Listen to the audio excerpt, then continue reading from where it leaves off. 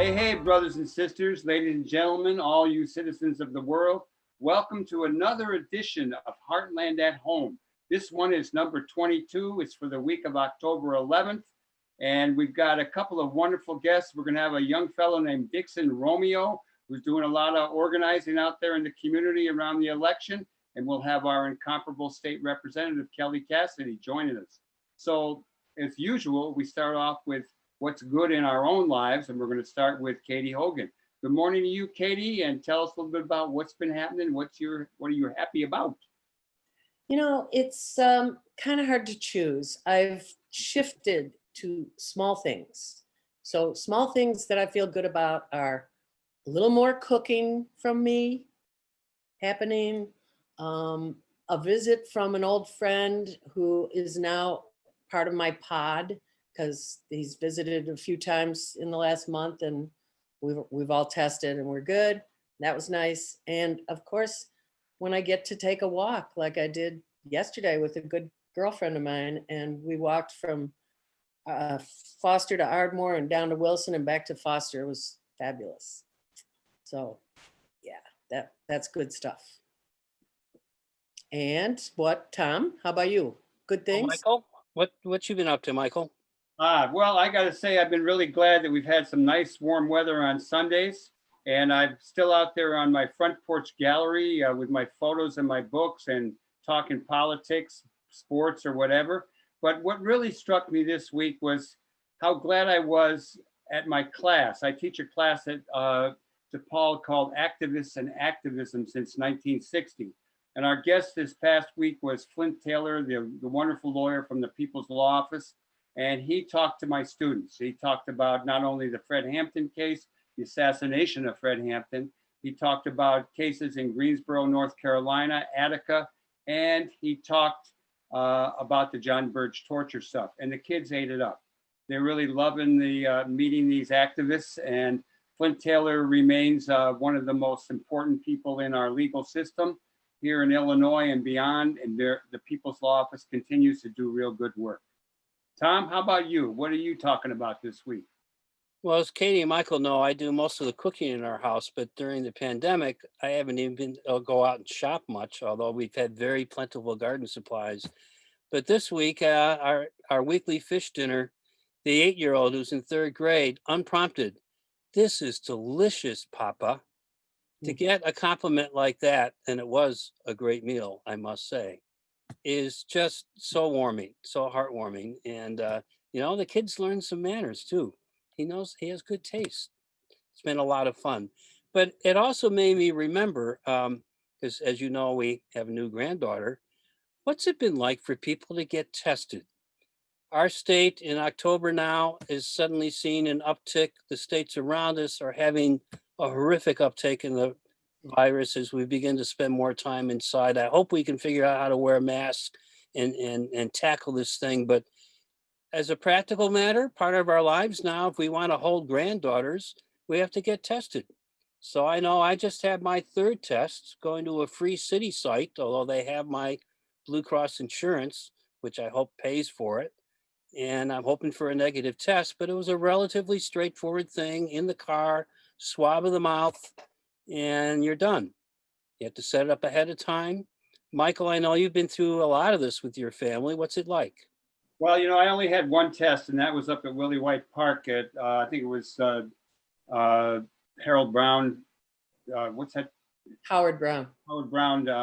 And it was interesting taking the test, but I have driven on 3 or 4, maybe 5 occasions, my sons and some of their friends down to a site on 95th Street, 300 East 95th at a Walgreens, just near Prairie State. And you drive in, you have to make an appointment unless you're there real early.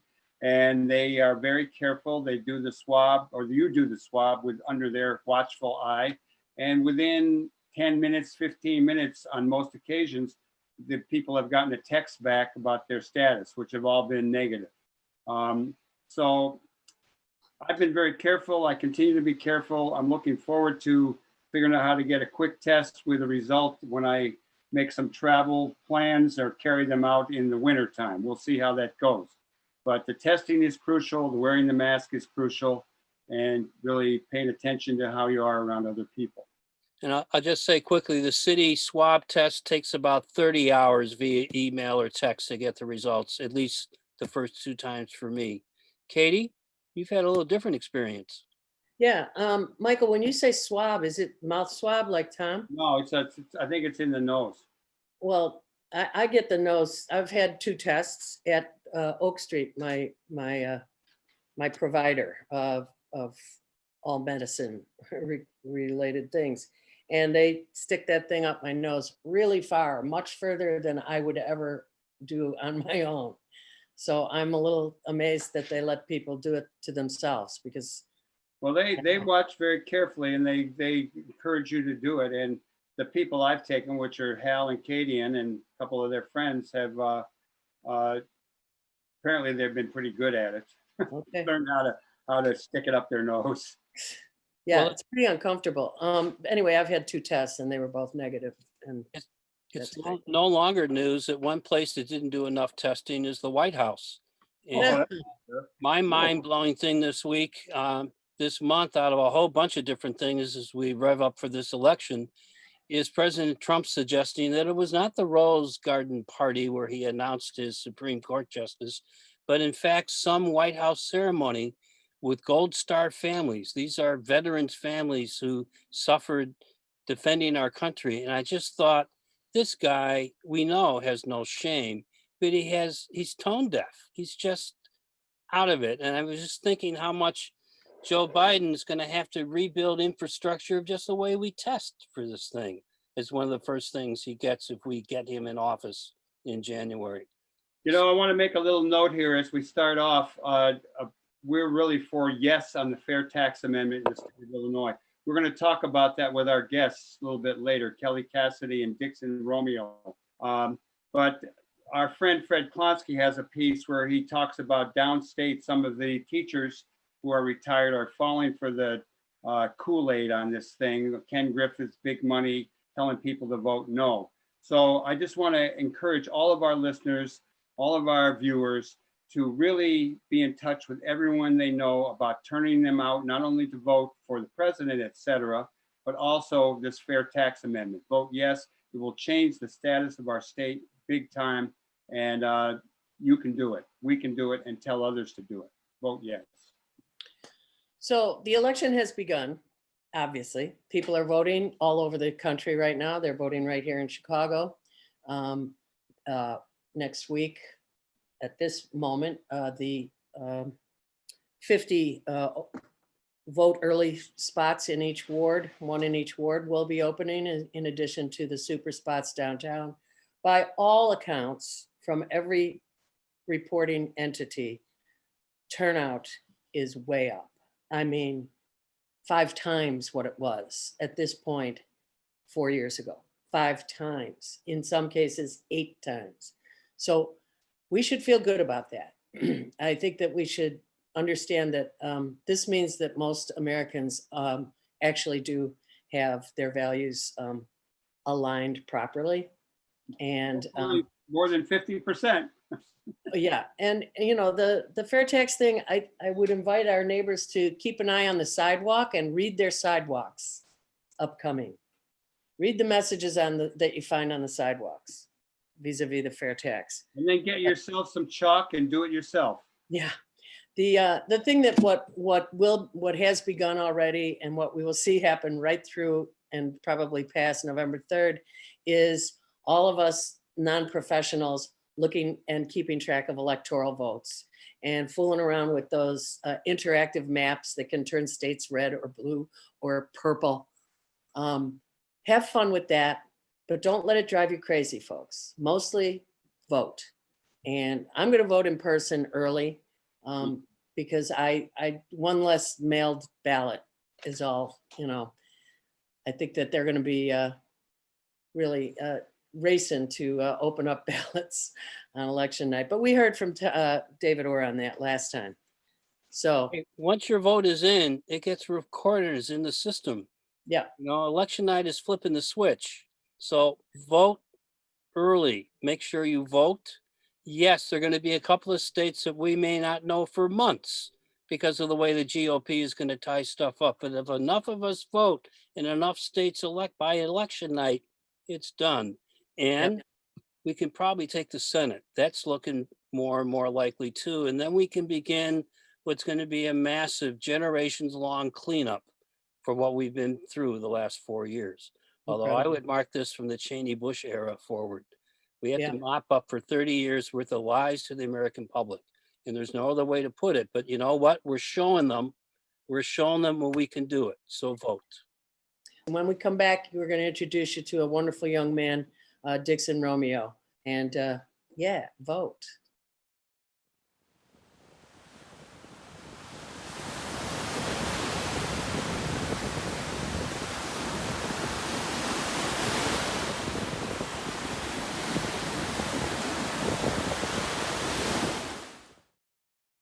So now we are so happy to welcome to the show one Dixon Romeo, an original South Shore guy who we've asked to come here because he's also now working as a United Working Families organizer. And maybe I should just find out right off the bat, are you an organizer? Are you a field guy for the campaign? Do you have a title, working title right now? Well, sure. Yeah, I'm on the party committee for UWF, which is kind of like our board. And we're working. I also do work with Lakeisha Collins, who's a state rep, House District 9. And so right now, one of the things I'm doing part-time is that we're working on just getting word out there about fair tax and doing fair tax phone banking in the 9th House District. So I've done field work on campaigns before, but mainly right now, our focus is on fair tax. Does Lakeisha have a big race, or is she? No. solid? It's in her district, but UWF, endorsed Lakeisha. We support Lakeisha, and so we thought it was important for folks who in her area who we just spent a lot of time campaigning for or around is to now engage them on the fair tax because that's something we talked about during the campaign.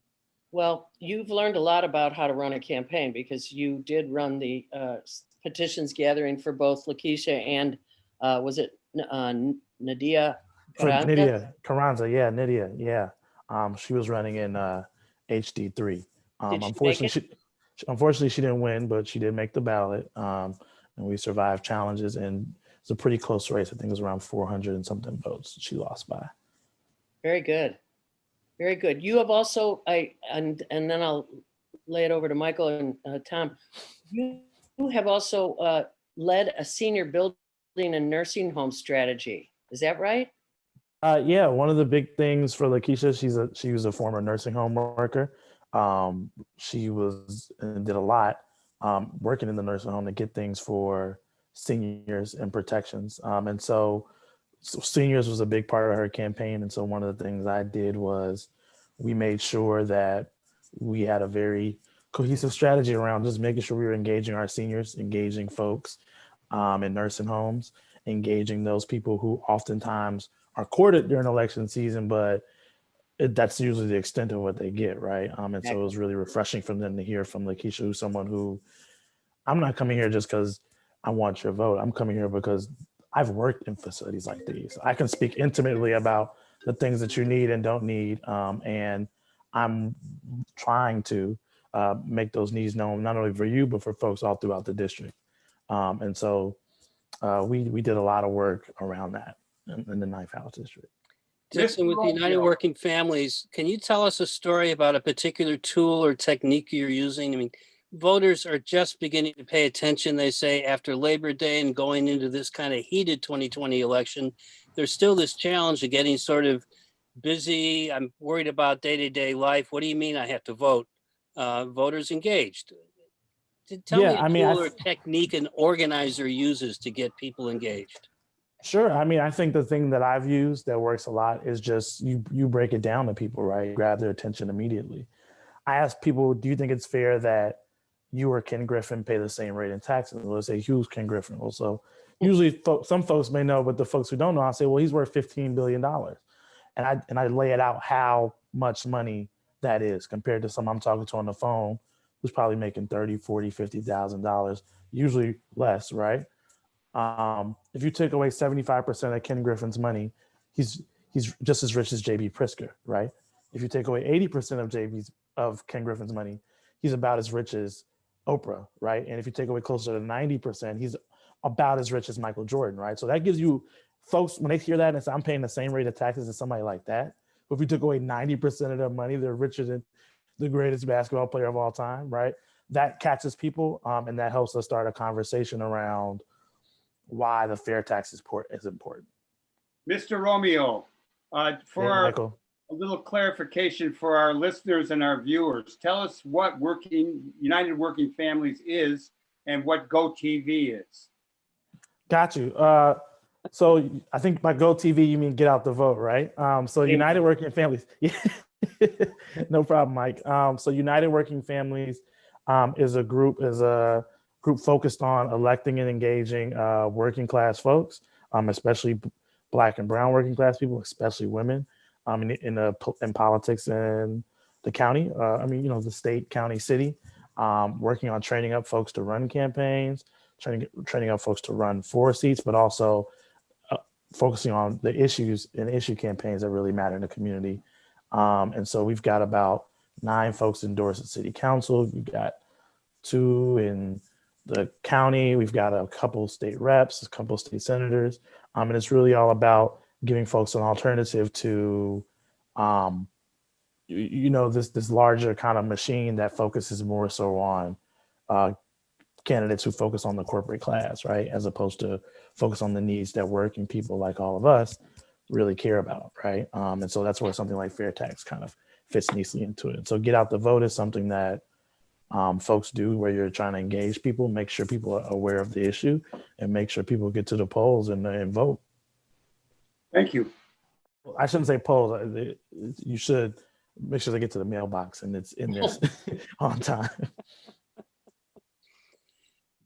You're out in the street, you're running field organizers. Are we going to make the 60% on the fair tax? What's the conversation you're hearing out in the street? There's just so much money being spent on this thing. Yeah, I hope so. I think, obviously. Well, I know we hope so, but I'm asking for the seasoned organizer point of view here. How close are we? I mean, how are things looking on the fair tax? Well, I only know about our area, right? I can't say for statewide. I think it's looking really, really, really, really good. I think that folks understand, pre-COVID, folks understood there's big inequality in our society, right? And when you're telling people that, hey, since 2000, right, the state has cut education by 52%. They've cut social services by 20-ish%. I always get the numbers confused, but essentially anything that you care about in the state government has been cut at least 20% since 2000, right? And when I talk to older folks, I'm telling them the education that you were probably getting is going to be significantly less than what your kids or your grandkids are getting because of this deficit that we have and because of this flat tax rate that we have. That gets people riled up, that gets people engaged, and people want to know more, and people are willing, understanding that really, we shouldn't even call it the fair tax, right? It should be called, the fact that our tax system is upside down, right? People with so much money are paying the same as people like us who don't have a ton. Well, I won't speak for all of you all, but I'll speak for myself, right? I don't have a ton. It's people are engaged, people are excited about voting. And I think that despite some of the misinformation that a lot of folks like Ken Griffin have put almost 40 million, maybe closer to $50 million to disinform folks about the issue, people see through it. I can honestly say that there's no one on the screen at this moment who will be subjected to higher income tax under the fair tax. I didn't want to assume, but yeah, I figured as much. Well, When do we get the lottery again? When do we get a lottery ticket so we can change that? Right. Yeah. I'm waiting on mine. Right. MJ?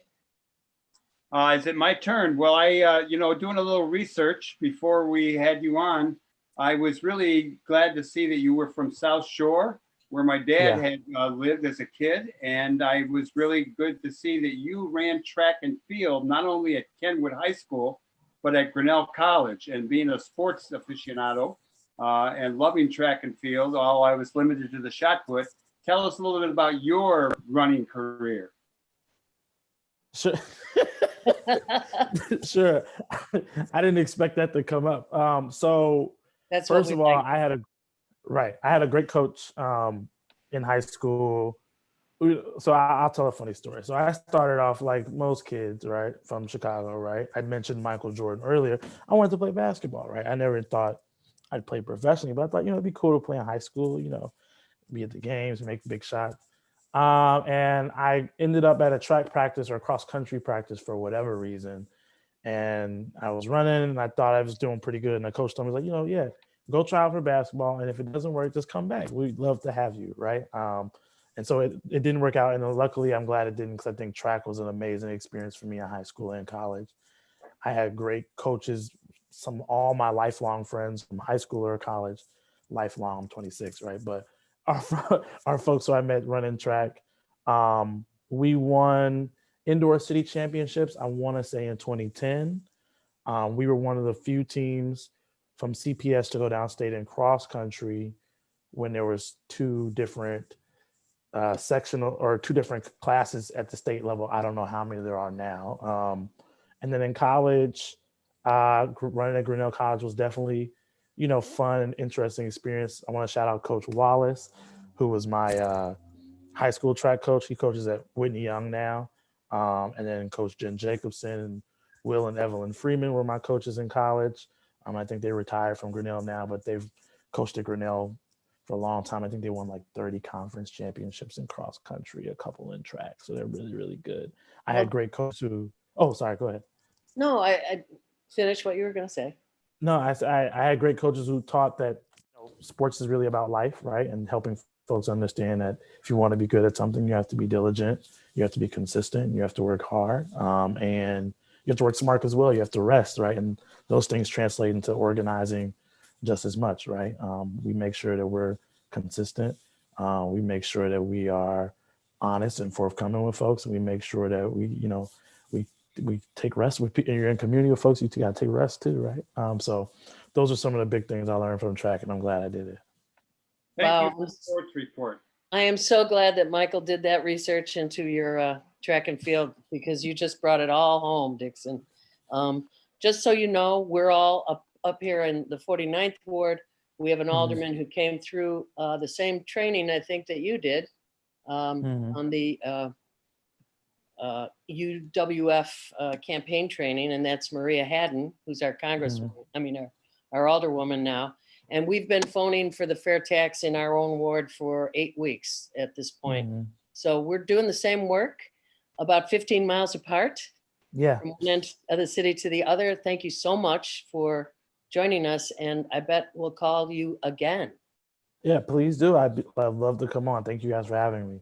And look forward to meeting you in person and watching you take a little run. And let's all be dancing in the streets on November 3rd. Yes, let's do that. Hopefully, yes. Indeed. And now to turn to someone who we certainly do not want to vote out, but we want to keep in, the one, the only, the incomparable, our very own Kelly Cassidy, our state representative for the 14th district of the great state of Illinois. And we're going to talk to her about election civics, a little bit about cannabis, maybe some Madigan woes, fair tax, and who knows what else. Hi, Kelly. Hey, thanks for having me. That's a really simple list. Nothing very meaty. I usually expect tougher questions from y'all. Oh. So let's start off with cannabis. Yeah. We stumbled with the rollout a little bit.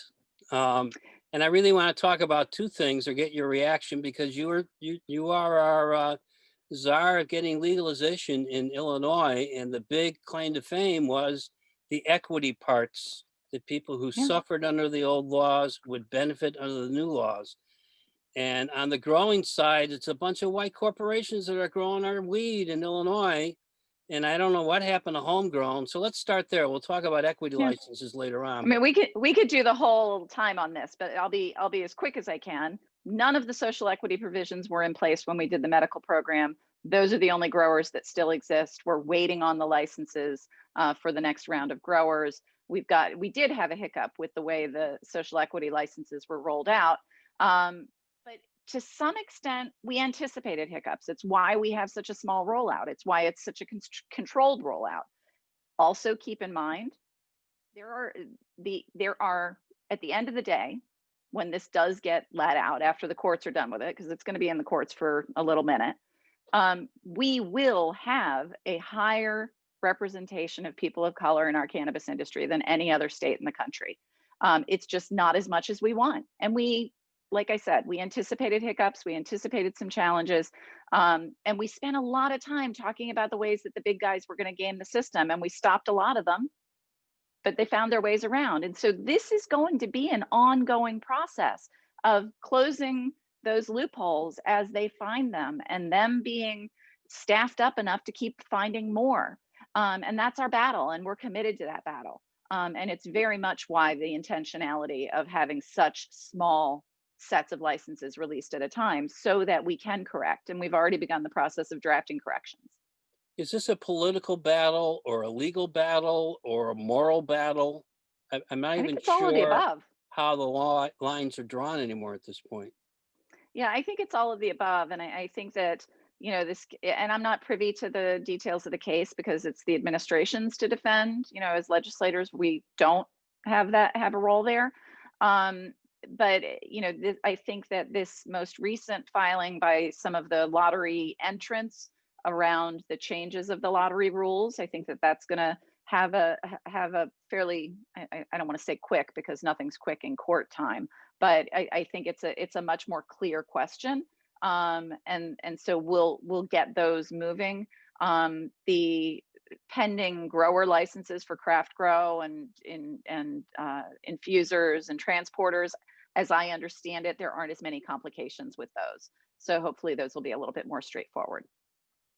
Do you know why there hasn't been more action, at least on the House side in Congress, on federal legalization? I understand there is actually a law that's been proposed, the MORE Act. The MORE Act, yeah. I think that the focus has been on trying to get the safe banking language inserted into this most recent Relief Act. Actually, they attempted it in the first ones as well. Because frankly, nothing will do more for social equity than access to capital and access to banking services, and a change to that 280E tax law that impacts all cannabis industry people, but folks who don't have access to private equity markets need access to the traditional banking system. Can I move off cannabis for a minute? I know everybody can light up after the show's over, but I'm going to move to voting. Yeah. What's Illinois, man? It's legal. It is a legal substance. It's legal. All And right. a highly enjoyable substance. Indeed. So, okay.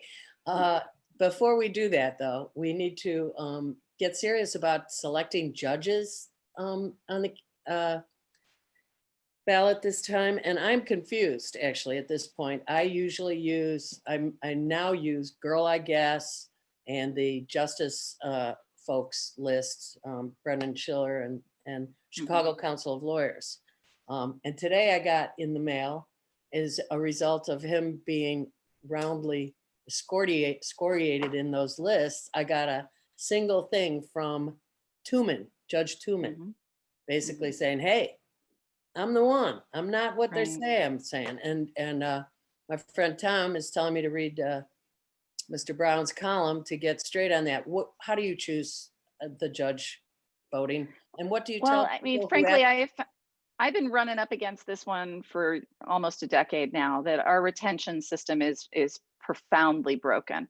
And until the last cycle, we hadn't denied retention to anyone.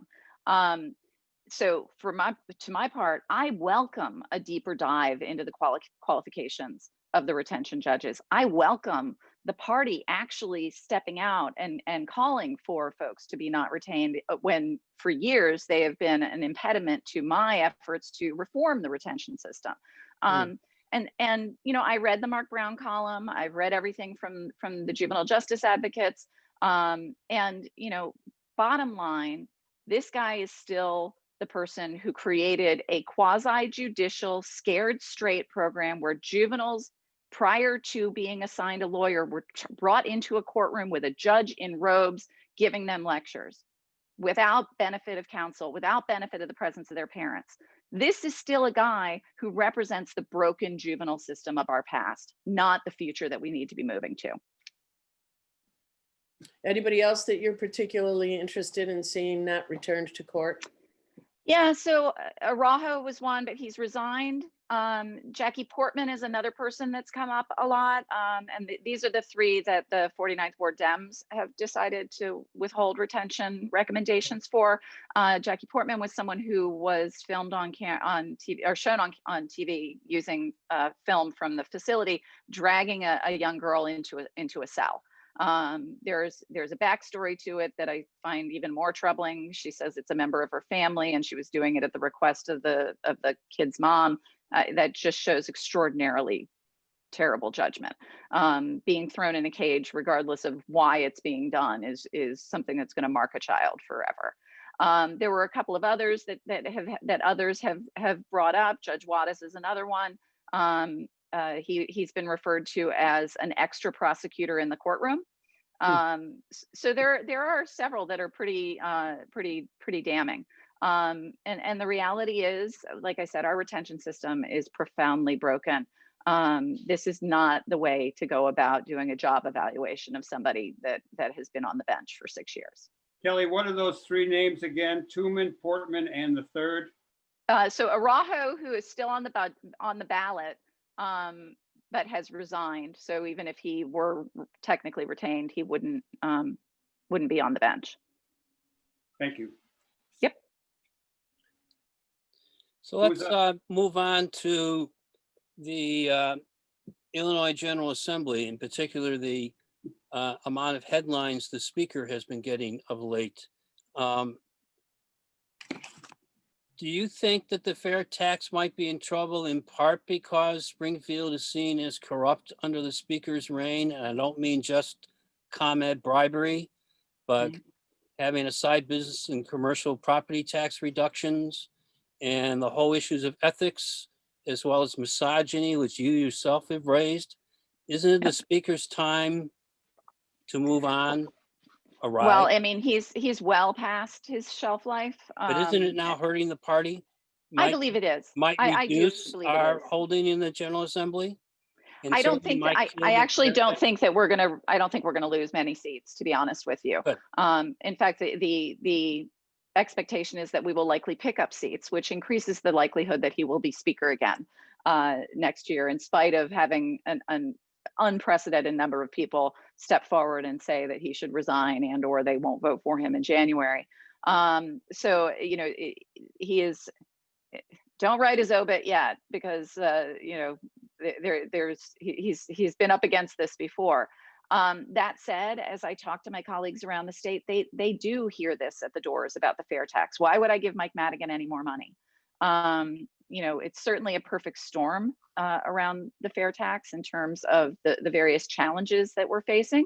You know, not only do we have a historic lack of faith in our government, we also have, you know, unbelievable harm to our economy, the number of people that are unemployed, the number of businesses that are closing, the just overall sense of alarm does make people, I think, reticent to embrace significant change.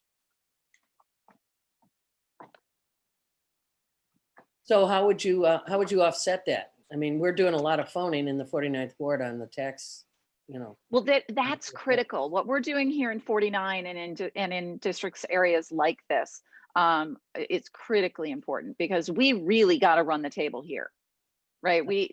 And that's the beauty of the way the constitutional amendment works. Like, this is our chance to be the cushion that the rest of the state can't provide. The ability to get huge turnout and get folks to go all the way and vote on that will help offset some of those concerns in areas that are maybe labeling this mistakenly as related to him. Can I sneak? He who must not be named. Can I sneak in one more topic here before we finish. That would be the census. And what might an incomplete census count mean for redrawing the legislative districts? Trump has really fooled with the timeline back forth and the back and forth, judges- and there's so much uncertainty and people are very super confused, which was the goal. Yes. And it has huge implications, you know, for like the state as a whole in terms of the amount of federal money that we get, the amount of representation we enjoy in Congress, but it then taking it to the state level, where the configurations of the districts are and where the concentrations of population are. That definitely can shift the balance of power. Absolutely. And one of you guys have something? Because if you don't. Well, I would ask Kelly, what else is on your mind that we didn't ask you? I mean, any issues that you're preparing for? Any challenges? I know you're recovering from the tornado that went by your house.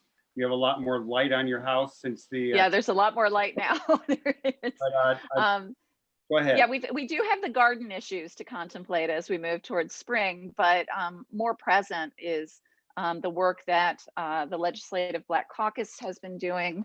Sorry, I'm having some battery issues. The work that the Legislative Black Caucus has been doing around building their proposal around not just criminal justice reform, but around all of the things that we need to do as a state to undo the harm of decades of systemic racism. I just sat in on a joint hearing with the Senate on the ways that our public health system it has perpetuated racist policies, and the ways that access to healthcare does long-term harm to communities. Yesterday was economic development and small business programs and how they've left out communities of color.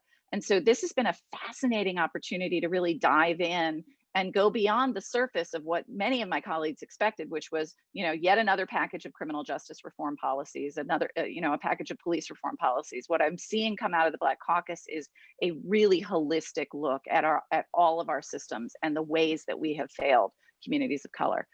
So I'm looking forward to that work continuing and seeing their comprehensive legislative package put forth and helping them pass it. That sounds very exciting. And it is pretty cool. And yeah. these are all public hearings that I can make that information available so that folks who want to learn along with us can participate. That'd be super. And we'd share it. Absolutely. That's a fascinating insight into what we might be looking forward to in a fall veto session after the election is done. It sounds like you might absolutely have a fairly that's the full goal. agenda.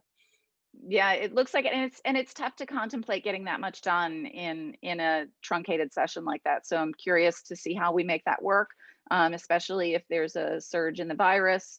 You know, doing that in a way that folks can be safe and still work collaboratively. It's really hard to do the work of legislating with social distancing happening. We saw that when we were in session in May. You know, you can't really strategize about how to pass a bill or how to kill a bill if you have to stand 6 feet apart and yell at each other, you know. We really appreciate your being there, socially distanced, to represent us for all you do, way beyond just your district work, and appreciate what you're trying to do to figure out what to do with the 49th Ward Democratic Party. And absolutely, I'm very lucky to represent this area. I can't imagine doing this with any other set of constituents, to be honest with you. Well, a couple of other things going on in the neighborhood include an open planning process to figure out what to do with the parcel at Ashland and Howard. And there's still an opportunity as this begins to unfold. They're in the virtual design process right now, which will be intriguing to see how the Metropolitan Planning Council actually pulls this off. But you can simply My secret dream Howard. Is a grow site. You can text Howard at 33339 to get on the list and get updates and figure out how to plug in to the online process. What were you saying, Kelly? I said my secret dream for that site is an urban grow site. Bring some of that cannabis economy jobs to our community. There is enough land on this site, letting the developer build high enough to actually do a lot of stuff that you would never ever think of. Even with the field house across the street, there's a way to supplement that public use with private public space that's not retail that we already have enough of, I'm suggesting. And we can look at grow spaces, workout gyms that are affordable, as well as open space that might accommodate the gardens that are there right now, and creative use of the rooftop. I mean, I'd be willing to go up pretty high with a building on the north end to let all that happen with open land on the south end, but that's a reason to plug into the process. A big chunk of land like that in an urban space like this is a gift. It's an opportunity that we shouldn't squander. We could do something really amazing with it. Some classic small businesses have closed in Chicago. Southport Lanes, which was the site of one of my friend's weddings 40 years ago, and also the only human-powered pin replacement machine for a long, long time.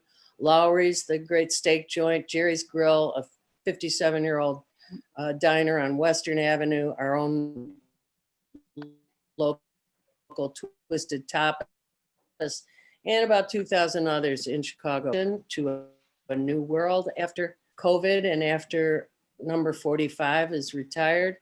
We got to do something for these small businesses. What else? We've lost a few people. Yeah. Okay, I'm going to jump in here on the human front. Our pal John Duard of Rising Up Angry, who went on to teach philosophy at Rutgers and then become a lawyer at the age of 50, some odd number, and be a public defender, passed away. He was a wonderful man, a very deep thinker, and we're sorry for his loss. And on the music front, Ginger Baker of Cream and Blind Faith is gone, Van Halen is gone, and Johnny Nash is gone. I want to encourage you all to like us on Facebook, to remember that we're broadcast, the audio you would hear on WLUW 88.7 on Saturday mornings at 9 Central Time, worldwide at WLUW.org. And check your schedule on CAN TV because we're on there a lot now, and we're glad to be so.